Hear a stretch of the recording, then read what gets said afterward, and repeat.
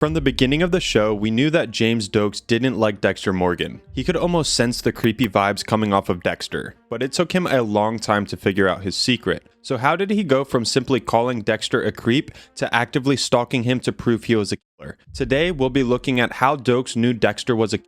The first thing we need to consider is just how hard it is to manage a full-time job with the Miami Metro Police Department, along with a side job as a serial killer. Dexter Morgan could barely handle it, especially since both jobs intertwined on many occasions. So, of course, he was bound to go missing sometimes in the office. And this didn't go unnoticed by Sergeant Doakes. I'm watching you, mother.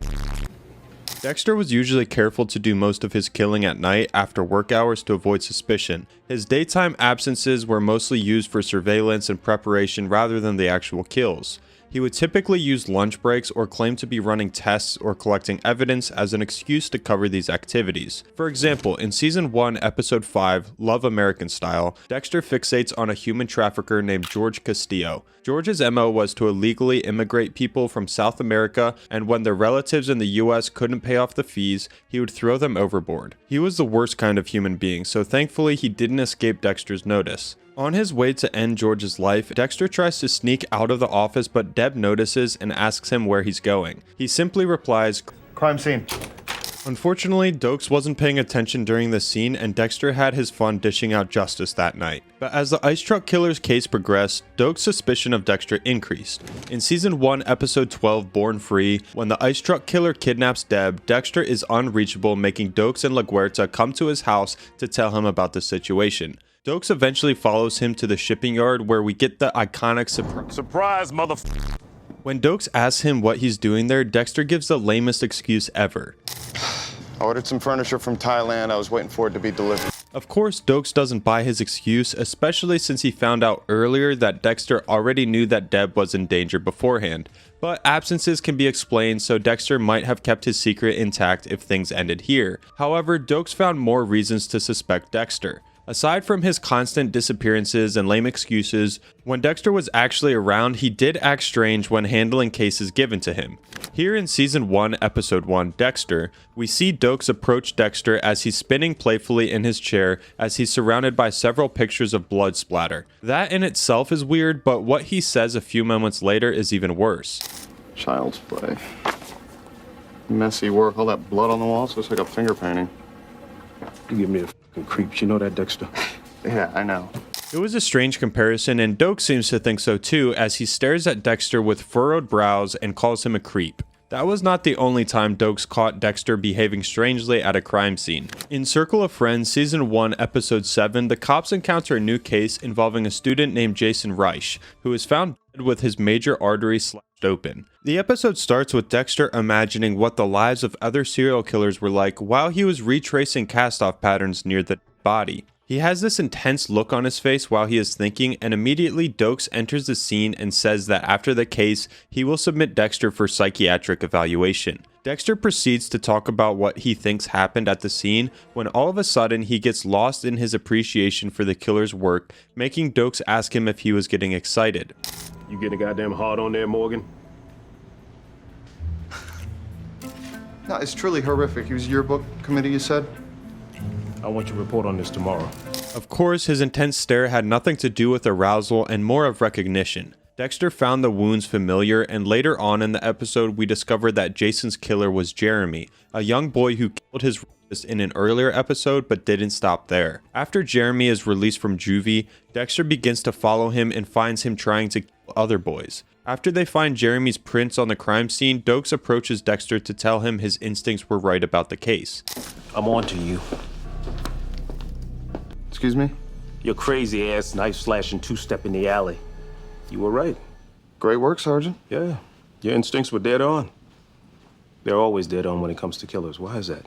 I think Doakes noticed how much Dexter's mind was similar to that of an average killer's, and this deepens his suspicion about Dexter. Unfortunately, Dexter doesn't try to beat the allegations and does more creepy things that makes Doakes suspect him more. In Season 7, Episode 12, Surprise Motherfucker, we get flashbacks of Dexter's interactions with Doakes. In one scene, Dexter dramatizes what possibly happened to a victim with a little too much excitement. The killer grabs her and flips her over. He's on top of her now, slices her carotid artery. She's terrified. Her heart's racing. I've never seen someone so excited about a crime scene before. You like this blood a little too much. I'm just doing my job. While reminiscing on that moment, Dexter says that he let his guard down by showing his excitement and that was the first time Doakes got a glimpse of the real him, and it definitely wasn't the last time. Now, one might argue that this is not enough for Doakes to suspect Dexter. After all, Vince Masuka, another forensic analyst at the Miami Metro Police Department, also says crazy things at crime scenes. For instance, that time he was trying to recreate a possible suicide case and decided to throw a dummy off the roof to experiment. That seems normal enough until he says that he put the dummy in a short skirt so he could see her panties as she fell.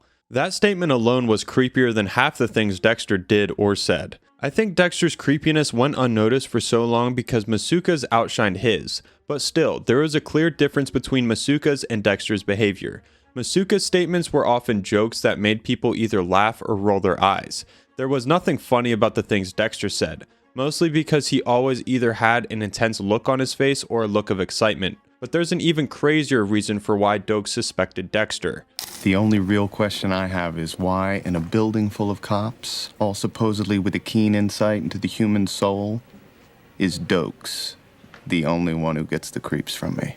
Since the very first episode of the show, Doakes showed a mistrust for Dexter, calling him things like creep and psycho. At first, we saw it as just Doakes being the only one perceptive enough to pick up the strange vibes from Dexter. But as the show progressed, we saw that it went beyond that, and I'll explain in a second. As a former Special Forces operative, Doakes had a highly developed sense for dangerous people. He saw through Dexter's friendly act and knew that there was something not quite right with him. Something off about you, Morgan. I should have seen it before. The fake smile, the donuts. It's all an act. And I ain't buying it. To every other character, Dexter's smile passes off as genuine, but it's clear to Doakes that it's very fake. But aside from noticing the creepy vibes and fake smiles, there is another aspect of Doakes that not many people talk about, and that is the fact that he too was a killer. Let me break that down. Since Doakes was originally a Special Forces operative before he joined the Miami Metro Police Department, it's safe to say that he might have encountered some messed up, life-changing things. But that's still too far into the future. Let's look at his background. Not much is said in the show about his upbringing, but we do know that James Doakes' father was a butcher who was known to be abusive. His childhood might have been rough, much like Dexter's, and this could have contributed to the rough and violent nature he develops as he grows up. In Season 2, Episode 10, There's Something About Harry, Doakes catches Dexter red-handed while he's loading a boat with parts. They get into a fight where Doakes shoots Dexter in the leg, but Dexter ultimately wins the fight. He locks Doakes up in a cage and tells him while he dresses his wounds, Why'd you have to go and ruin everything? You're a killer. I catch killers. So do I. I caught you. I'm not a killer. Dexter accuses Doakes of being a killer, and when Doakes denies it, Dexter brings us his history of violence during his career. You've always known what I am. That's why you have more officer-related shootings than anybody else. After Dexter points out his history of officer-related shootings, Doakes defends himself by saying that he only kills on the job when he has to. He effectively hides behind the law the same way Dexter uses the Code of Harry as a defense for his own killings. This shows that they are more alike than they would care to admit. So Doakes' ability to sense Dexter's darkness went beyond instinct and had more to do with darkness recognizing itself. This is unrelated to the show, but in the books, it is stated clearly that why Doakes disliked Dexter so much was because he had his own dark passenger that recognized Dexter's, causing them to clash terribly. For those who don't know, a dark passenger in Dexter's universe is essentially the driving force behind a person's need to kill, and that is something Dexter and Doakes seem to share, even though it's channeled through different sides of the law. If the fake smiles, absence from work, and weird fascination with crime scenes weren't enough to convince Doakes that Dexter could be a killer, then these things he did definitely increased Doakes' suspicion of him, like when he lied about being an addict. Dexter initially lied about using drugs because Rita, his wife, confronted him about him framing her ex-husband Paul and about his absence from home. When she brought up drugs as a possible vice, Dexter immediately latched onto it as an excuse and even joined a Narcotics Anonymous program to support his lies. Doakes had started tailing Dexter at this point and confronted him after work. In Season 2, Episode 3, An Inconvenient Lie, Dexter asks Doakes what exactly he thought Dexter did. What exactly is it you think I've done? I know you're connected to the ice truck killer. He goes on to list a bunch of reasons why he found Dexter suspicious. How Dexter kept all his assets in cash and didn't belong to any organization. You were top of your class in med school, but you traded it for fucking blood spatter. But I think this was the thing that baffled Doakes the most. I know you studied martial arts in college, but I don't know what a lab geek needs with advanced jujitsu.